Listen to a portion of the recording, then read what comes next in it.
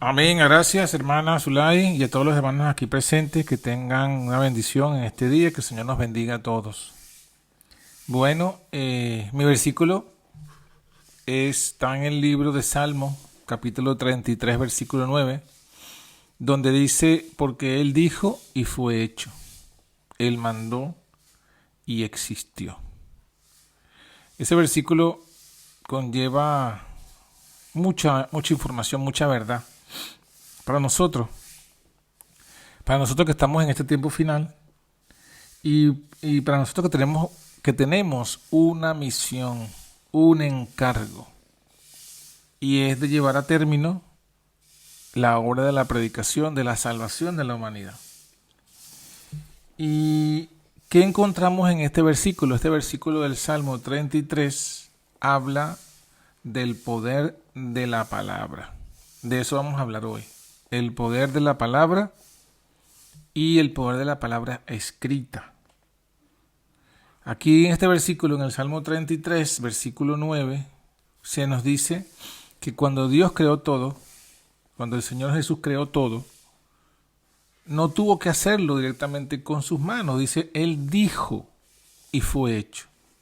Él mandó y existió. Es decir, que la palabra de Dios tiene en sí misma un poder creador, un poder de traer a la existencia las cosas que no existen. Y eso ya se ejerció, ese poder se evidenció, como dice aquí el texto, en la semana de la creación. En el libro de Génesis capítulo 1 y el capítulo 2 vemos ese relato de la creación donde cada día se cumplió esto. Dios dijo, sea la luz, y la luz fue. Produzca la tierra hierba verde, y la tierra produjo hierba verde.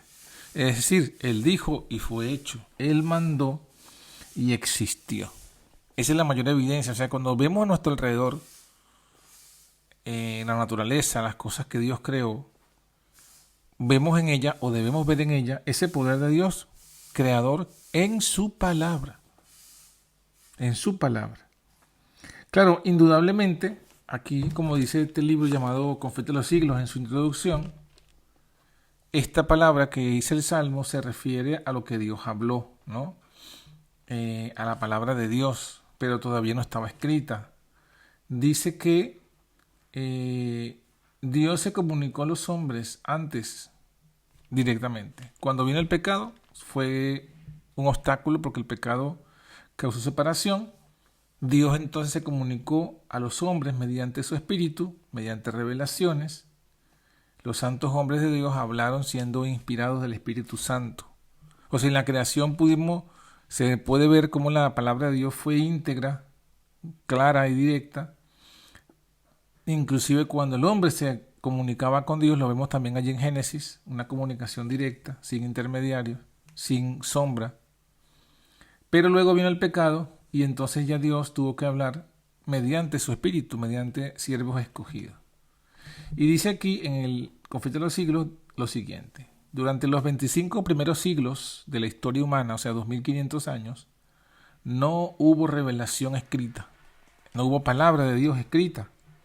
Los que eran enseñados por Dios comunicaban sus conocimientos a otros. Y estos conocimientos eran legados de padres a hijos a través de varias generaciones. Es decir, que la palabra de Dios, la verdad de Dios, era de tradición y de transmisión oral. No había nada escrito.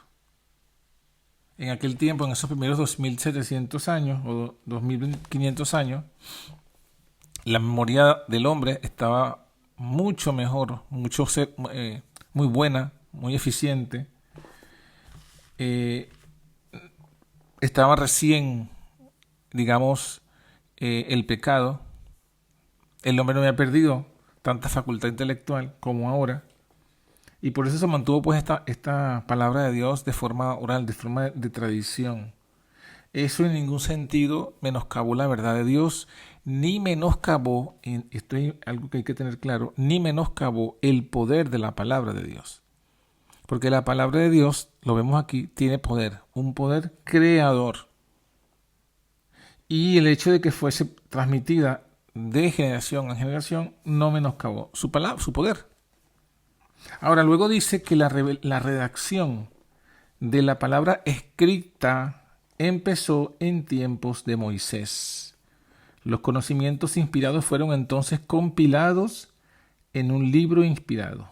Esta labor continuó durante el largo periodo de 17 siglos, desde Moisés, el historiador de la creación y legislador, hasta Juan, el narrador de las verdades más sublimes del Evangelio. O sea, que digamos que la escritura, la palabra de Dios escrita, comenzó, como dice aquí, en tiempos de Moisés. Pero el hecho de que haya sido escrita no significa de que no sea palabra de Dios. Así como los santos hombres de Dios hablaron, siendo inspirados del Espíritu Santo, los santos hombres de Dios escribieron siendo inspirados del Espíritu Santo. Es decir, que la inspiración está igual en la escritura como en la palabra de Dios que traían por tradición. Y por tanto el poder también está en la escritura, en la palabra de Dios escrita.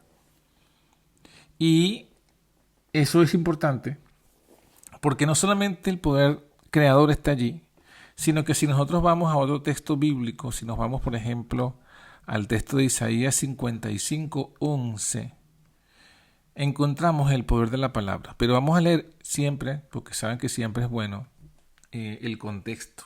Un texto sin contexto es un pretexto. Desde el versículo 8 encontramos las siguientes palabras: porque mis pensamientos no son vuestros pensamientos, ni vuestros caminos mis caminos, dijo Jehová.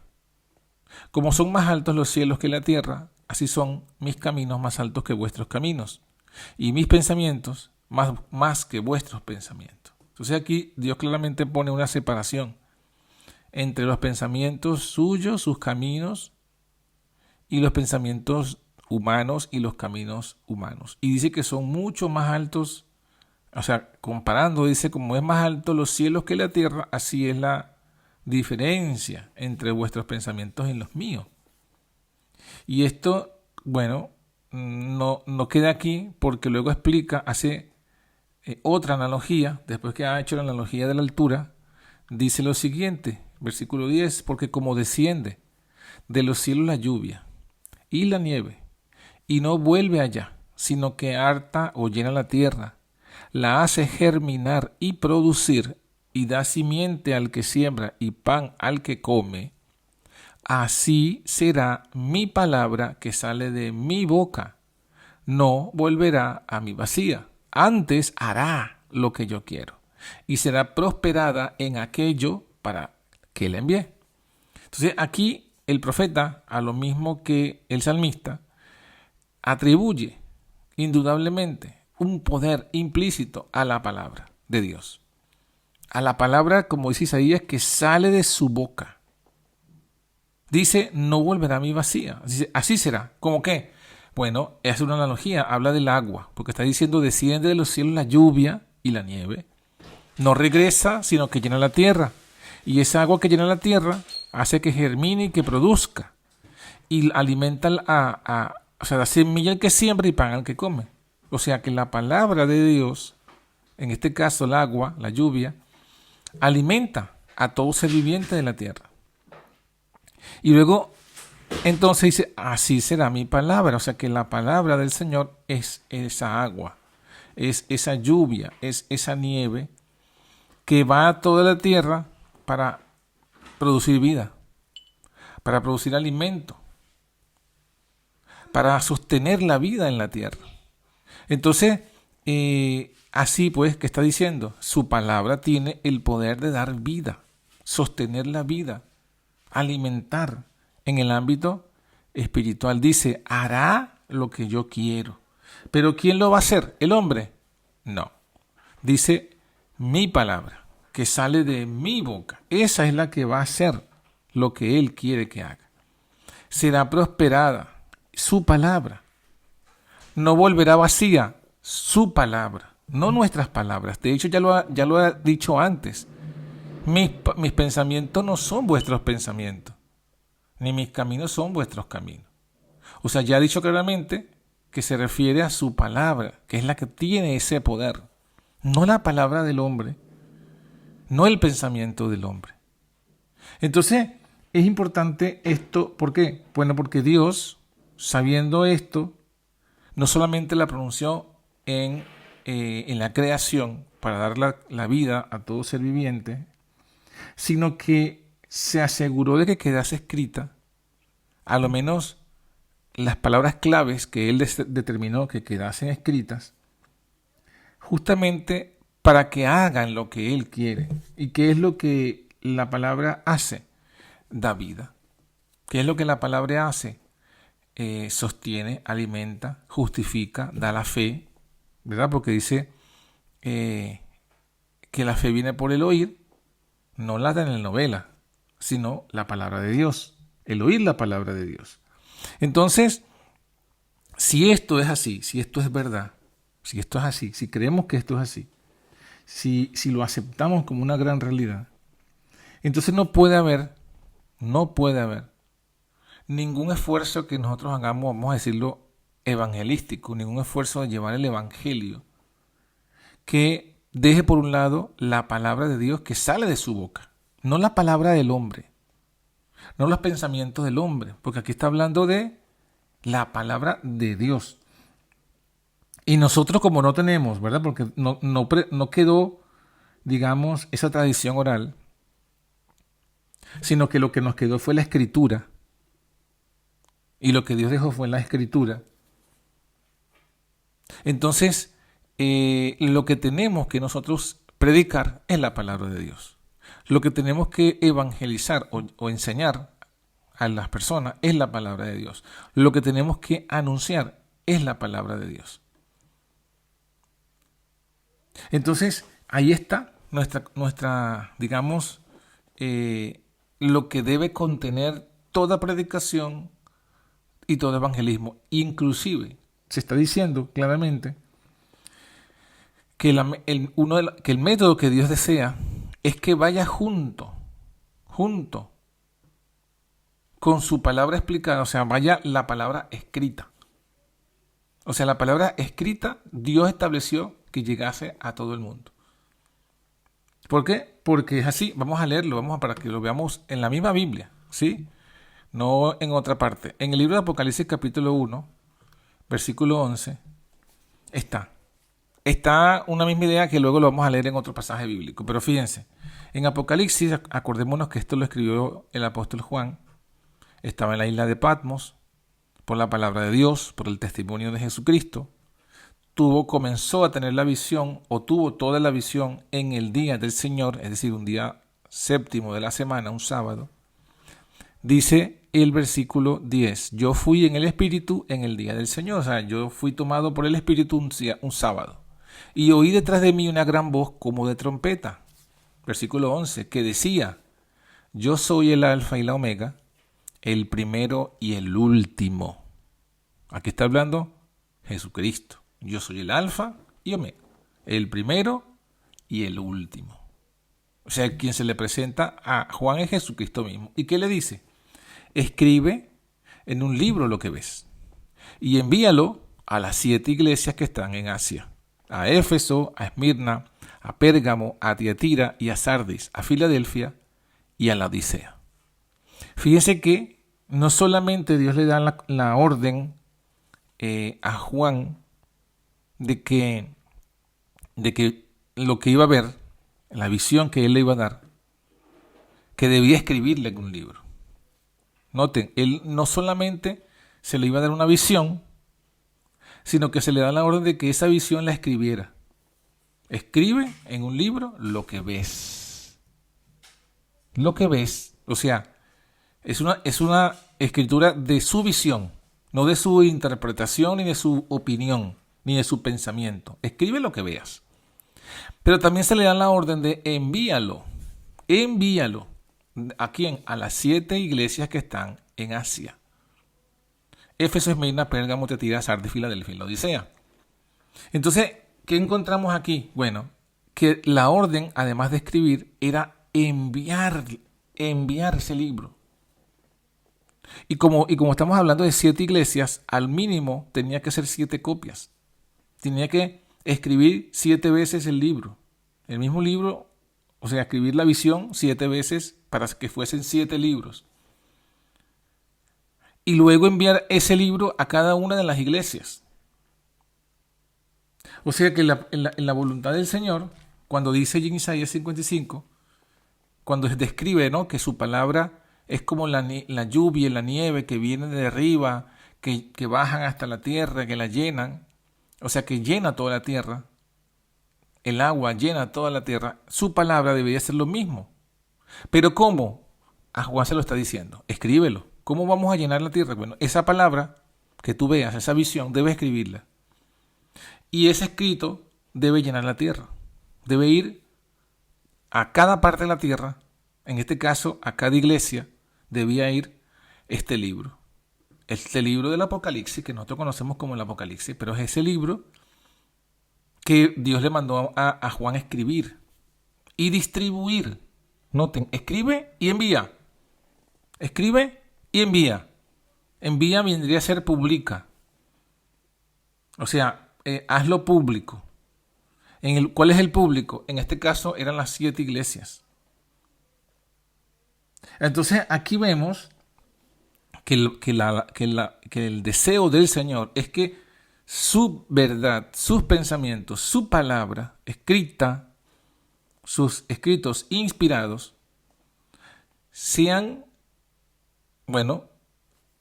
enviados a toda parte. O sea que cuando Apocalipsis 14, versículo 6 dice, vi otro ángel que descendió del cielo, que tenía el evangelio eterno, para predicar a los moradores de la tierra, a toda nación, tribu, lengua y pueblo. Bueno, en esa comisión va incluida las publicaciones. En esa misión mundial va incluida las publicaciones. Y no solamente la publicación en un idioma, porque dice a toda nación, tribu y lengua. O sea que está incluida en esa misión también, que es parte de la obra de las publicaciones, el traducir a otras lenguas la verdad. Lo que veas, ¿no? Lo que ves. A Juan se le dice lo que ves, escríbelo y envíalo. Evidentemente Juan lo escribió en griego. ¿Por qué? No nos olvidemos que Dios le dio a los apóstoles en el Pentecostés el don de lenguas. Porque evidentemente Juan no fue una escuela, ni ninguno de los 12 apóstoles excepto Judas y Mateo. Y luego Pablo. Pero el resto de la mayoría de los apóstoles no fueron, eran obreros, pescadores, cualquier tipo de oficio. Entonces no habían ido a una escuela y mucho menos sabían otras lenguas, otros idiomas. ¿Cómo entonces Juan escribió el libro en griego? No vayan a salir con una conclusión errónea. No, es que lo tradujeron otros. No se olviden del poder de Dios que fue manifestado en el Pentecostés. Los apóstoles recibieron el don de lenguas para hablar otro idioma. Así que, si Juan escribió en griego, es porque recibió el don de lenguas, la lengua de griego. Él lo escribió, lo envió, porque todas estas iglesias que son mencionadas, Éfeso, Esmirna, Pérgamo, no son iglesias de lengua judía, son iglesias de lengua griega. Entonces, se mandó esa labor. O sea, aquí en la comisión de escribir y enviar está escribir en la lengua del auditorio a quien se debe alcanzar. Las publicaciones a todo el mundo y en toda lengua están incluidas en este mandato. Por eso es que indudablemente no estamos ni siquiera citando el espíritu de profecía, ni siquiera que hay abundantes citas de allí. Pero vemos que desde la misma escritura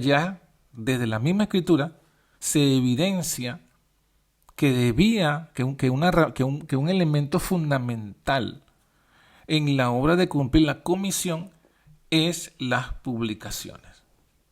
¿Por qué? Porque fíjense, por lo menos si leemos aquí, solamente aquí en el versículo 11, solamente si nos ceñimos al versículo 11, Juan, que era un solo apóstol, iba a multiplicar su influencia por 7.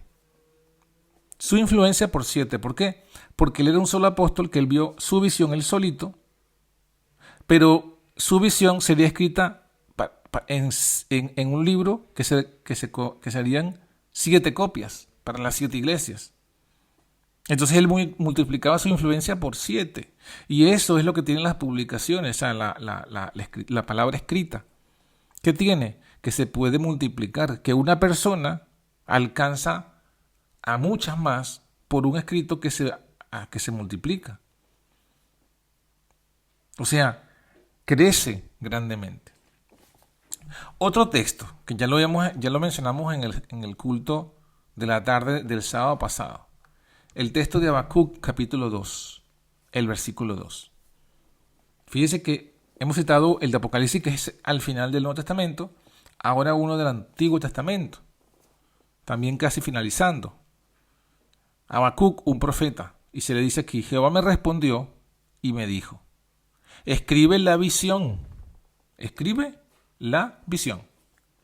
y declárala en tablas, para que corra el que leyere en ellas. Aquí tenemos otra vez una orden. ¿De qué? De escribir la visión, lo que vea. La visión, la profecía. Escríbela. Y ponla en tablas. O sea, de forma resumida, en tablas. En cartel. Para que corra el que leyere en ellas. O sea, el objetivo es que sea leído. Y el que lo lea, corra. En este caso, correr aquí significa meditar y andar pensando en el tiempo profético. No corre, aquí correr no significa correr de un maratón, de andar caminando a grandes velocidades. No, correr aquí significa, en el idioma hebreo, meditar, andar meditando y pensando en el tiempo. O sea, digamos que algo parecido a lo que hacían los griegos, que se le llama peripatear, que ellos caminaban y pensaban y filosofaban, pero aquí en este caso es mientras caminas, mientras haces cualquier oficio, estás pensando en eso que viste en la tabla, en esa visión profética. Y Dios le estaba haciendo la orden a Habacuc: escribe la visión. O sea que el mismo Dios, o sea que en este caso Dios es el mismo, no ha cambiado. Lo dijo en el Antiguo Testamento, lo dijo en el Nuevo Testamento.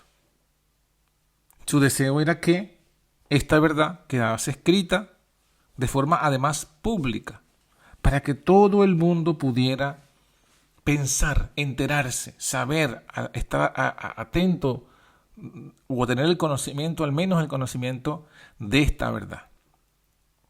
Entonces, mis hermanos, indudable, en esta está el poder del Evangelio, está el verdadero poder de la evangelización. La evangelización no está en grandes palabras humanas, bonitas, no está allí. Ni siquiera está solamente, o sea, no está el poder espiritual en el diseño gráfico. Está en que lo que esté allí sea la palabra de Dios, sea tal como fue visto por los profetas. Escribe lo que ves, escribe la visión, ponla en tablas, públicalo, envíalo a las 7 iglesias, a toda nación, tribu, lengua y pueblo. Entonces, nosotros tenemos que hacer uso de esta gran verdad. ¿De cuál verdad? De que nuestro mensaje debemos resumirlo en tablas. Debemos resumirlo en libros, en folletos, en escritos. Aquí también va incluida cualquier tipo de publicación. ¿Por qué? Porque también una publicación en alguna red social sigue siendo una escritura y una publicación. Y sigue siendo una distribución. Pero debe ser la verdad verdadera, debe ser la palabra de Dios, no nuestras palabras. Nuestras interpretaciones, nuestras opiniones no tienen poder. Por eso es que, aunque hay mucho material escrito, muchos videos, muchos audios, ahora con el boom de las redes sociales, hay poco poder. Porque la gente no quiere publicar la palabra de Dios, sino sus propias opiniones, sus propias interpretaciones. Que sorprendentemente todas esas interpretaciones, la mayoría de las interpretaciones, comienzan negando lo que está escrito. Lo que está escrito. Lo que literalmente está escrito.